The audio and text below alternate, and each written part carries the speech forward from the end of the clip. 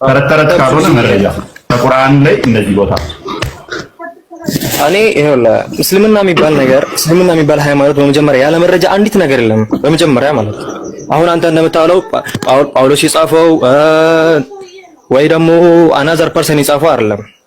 ይሄ የማይታወቅ አንዱ ሰክሮ አንዱ መጠጥ ጠጥቶ ምናምን የጻፉት አይደለም። ኦኬ ገብቶሃል? ሌትስ ጎ ናጫውታ ቁርአንን የጻፈውን ከቁርአን ላይ አንዱን አዳምጥ። አይቴክ ሻዳ ጋለም ገባለሁ። ከዛ በኋላ የቁርአን ጸሐፊ አንድ እንኳን ከቁርአን ላይ መረጃ ከሰጠኝ ሻዳ ጀል ጋለም ገባለሁ። ክፈት እስቲ የቁርአንን ጸሐፊ ጂኒ ነው የጻፈው 72ኛው ምዕራፍ ሱረቱ ጂኒ ይባላል። የጂኒ ምዕራፍ ነው። ሁለተኛው ምዕራፍ ሱረቱ በቀራ የላም ምዕራፍ ይባላል። ላም ነች የጻፈችው። የጉንዳን ምዕራፍ አለ። ጉንዳን ነው የጻፈው። የመጎዳዳት ምዕራፍ ሚል አለ። የተጎዳዱ ሰዎች ነው የጻፉት። የቆርቋሪቱ ምዕራፍ አለ። ቆርቋሪት ነች የጻፈችው። ያቡላ የጭርት ምዕራፍ ይላል። ጭርቱ ነው የጻፈው። ማን ነው? የማን ነው? እሱ ቁርአን እስቲ አንዱን ጻፊ ከቁርአን አሳየኝ እስቲ። ሻዳዬ ከነብይ ጋር ገሃነም እንገናኝ እስቲ ክፈትና አሳየኝ። ቁርአን ነው የጻፈው ከሌላ ነው የሚል እስቲ ከቁርአን ላይ ጋይድ መጽሐፍ ቅዱስ ላይ ለመተቸት ይሞክራል እንዴ ታስባለህ? እስቲ ክፈት እስቲ አንተ የጳውሎስና የማቴዎስ ሚል ወንጌል አለ ይለኛል። የጂኒ ምዕራፍ ሚል ተሸክመ የመጎዳዳት ምዕራፍ ሚል ዘ የላም ምዕራፍ ሚል ዘ ላም ነች የጻፈችው። አንተ ኤቮ ቋዳንት ኤቮ እንደዚህ አይነት ደርቲ ጌም እጫወታለሁ ካልክ ገኔ ጋር በቁና ሸክማለሁ። ክፈት አንዱን እስቲ አንድ ነው የጠየቅኩህ እኔ ኢንተርናል ኤቪደንስ ተጠቅሜ መጽሐፍ ቅዱስም እንደጻፈው ላሳይ ይችላልው። አንድ ኤቪደንስ ተጠቅመህ አንተ ከቁርአን ላይ አንድ ሰው መጽሐፍ ቅዱስ ቁርአንን የጻፈውን እስቲ ኢንዲኬት አድርገኝ። ኢንተርናል ኤቪደንስ ተጠቅመህ ቁርአን ግልጽና የተብራራው ነኝ ይላል ሱራ 6 114 ላይ ከዚህ መጽሐፍ ውጪ ሌላ ትፈልጋላችሁን? ግልጽና ለነገሮች ሁሉ አብራሪ ሆኖ ይላል።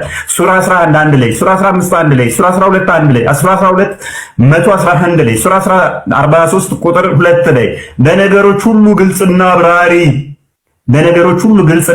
ሱራ 16 89 ላይ ምንም ነገር ሳይቀር ሁሉን ያብራራ ብሎ ይላል። እስቲ ክፈትና አሳየኝ እስቲ ማን የጻፈው ይሄንን ግልጽና የተብራራ የሆነ መጽሐፍ? ኢንተርናል ኤቪደንስ ተጠቅመህ አታደርገውም። እኔ ግን ከዘፍጥረት ጀምሬ እስከ ራእይ ድረስ ኤክስተርናል ኤቪደንስ አልጠቀም። መጽሐፍ ቅዱስን ብቻ ይዤ ማን እንደጻፋቸው ኢንተርናል ኤቪደንስ በዚህ ምክንያት እከሌ ብዬ እኔ መረጃ ላመጣልህ እችላለሁ። አታድርገውም አንተ።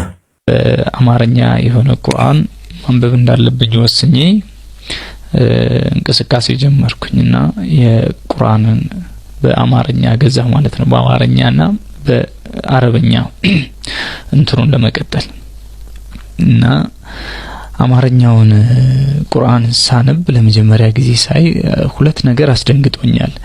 የመጀመሪያው ነገር የቁርአን ያልነጃሽ እትሙ ላይ ታችሁት ከሆነ መቅድሙ ላይ ቁርአን ባጥንት በሰሌዳ በድንጋይ እንደያለ ይገልጻል፣ እንደወረደ ይናገራል። ከዛ በፊት ከሰማይ እንደወረደ ነው እንጂ ማውቀው የወረደበትን ሁኔታ አላውቅም።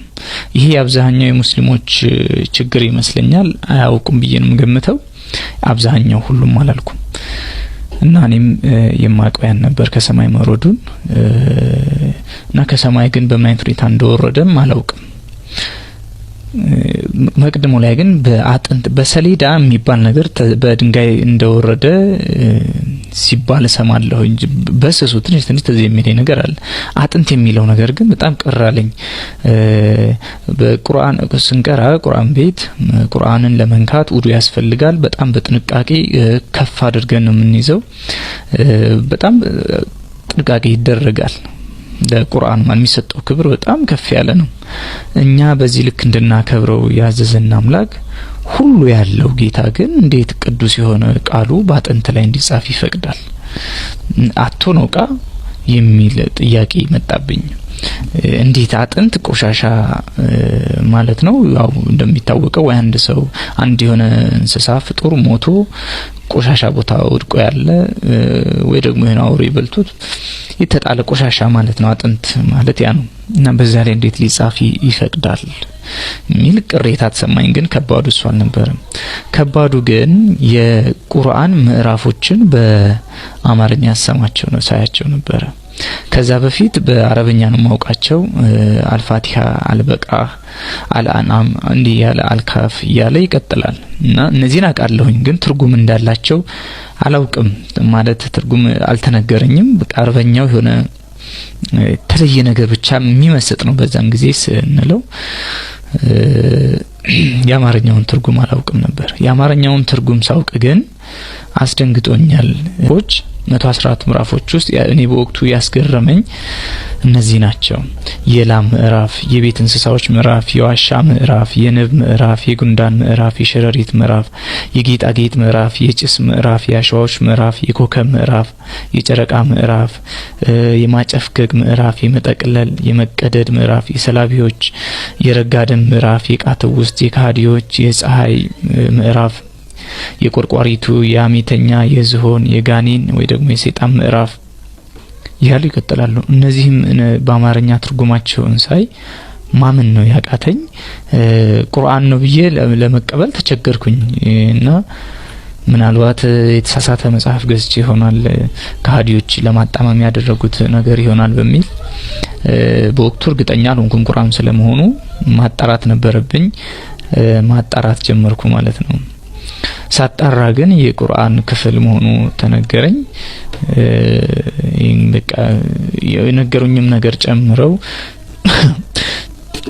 ይሄ የተሰየመበት የራሱ ሚስጥር ሊኖረው እንደሚችል ማን ነው እንዳለና ያን ያነገሩኝ። እኔም ይሄን ማጣራት ነበረብኝ እና ለማጣራትም ሞከርኩኝ። ከነዛ መካከል ሁሉም የሚያስቁ ናቸው። ለምን እንደዛ እንደተባለ ላሳያችሁ። ለምሳሌ 27ኛው ምዕራፍ የጉንዳን ምዕራፍ ነው ወይ ደግሞ ሱረቱል አልነምል ነው። ይሄ ምዕራፍ የጉንዳን ምዕራፍ የተባለበት ምክንያት በውስጡ 27ኛው ማነው 18ኛው ቁጥር ላይ አንዲት ጉንዳን ድንገት በቃ 18ኛው ቁጥር ላይ ብቻ ያለች ናት። በጉንዳኖች ታውቃላችሁ የሚኖሩት የሆነ ጉድጓድ ቆፍረው ቤት ሰርተው መቼም ጉንዳን ቤት የማያውቃል ብዬ አላስብም። እና ቤታቸው አካባቢ ያሉ ወደ እነሱ አካባቢ ሰለሞን ከነሰራዊቱ ወይ ደግሞ ሱለይማን ነው የሚለው ቁርአኑ ይሄዳል። እና ሲሄድ አንዲት ጉንዳን ታያዋለች ሰለሞንን ስትመለከተው እናንተ ጉንዳኖች ሆይ ከሰለሞን እየመጣ ነው በእግሩ ረግጦ እንዳይገድላችሁ እና ምናምን ትላለች። ማስጠንቀቂያ እንደመስጠት አይነት ነገር ነው። በቃ ይሄ ነው ታሪኩ ያለው፣ ምንም ሌላ ነገር የለውም። ከዛ የጉንዳን ምዕራፍ ተባለ።